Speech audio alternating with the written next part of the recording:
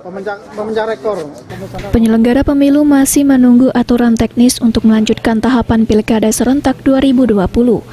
Ketua KPU Mura, Anastatias menjelaskan, pihaknya telah menerima arahan untuk merancang dan merasionalkan kebutuhan anggaran agar bisa melaksanakan Pilkada 2020 dengan mematuhi standar protokol kesehatan.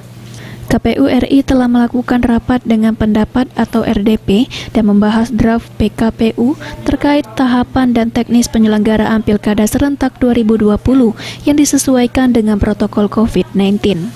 Kemudian pihaknya segera menyusun dan merancang kebutuhan anggaran tambahan untuk penyelenggaraan pilkada yang disesuaikan dengan protokol kesehatan, misalnya menghitung kebutuhan masker, hand sanitizer, dan penyiapan TPS.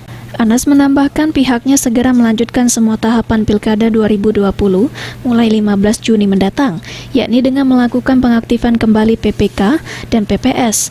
Demikian pula pelaksanaan verifikasi faktual calon perseorangan bakal segera dilakukan PPS. Bupati dan Wakil Bupati tahun 2020, pada prinsipnya kami masih menunggu aturan teknis dan aturan-aturan lainnya tentang pelaksanaan pemilihan lanjutan tersebut. Baru-baru ini kami dapat informasi juga bahwa KPU RI akan melakukan rapat dengar pendapat dengan DPR RI terkait tentang sejumlah peraturan-peraturan.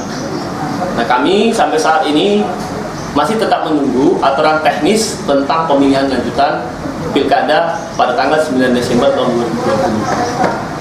Di samping kami menunggu aturan-aturan teknis tersebut, kami diperintah secara lisan, walaupun surat resminya belum ada arahan-arahan. Salah satu arahan itu adalah penyesuaian anggaran guna merancang pemenuhan kebutuhan daripada standar COVID-19, protokol COVID-19 untuk penyelenggara ad hoc, yaitu teman-teman PPK, PPS, kemudian KPPS dan BPDP, agar teman-teman penyelenggara ad hoc dan KPU di tingkat kabupaten benar-benar memenuhi standar COVID-19 yang sebagaimana amanah dari FDP Komisi 2, KPU dan Mendagri.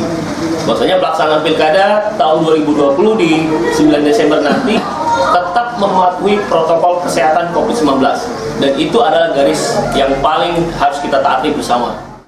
Adia Rianza, PAL TV.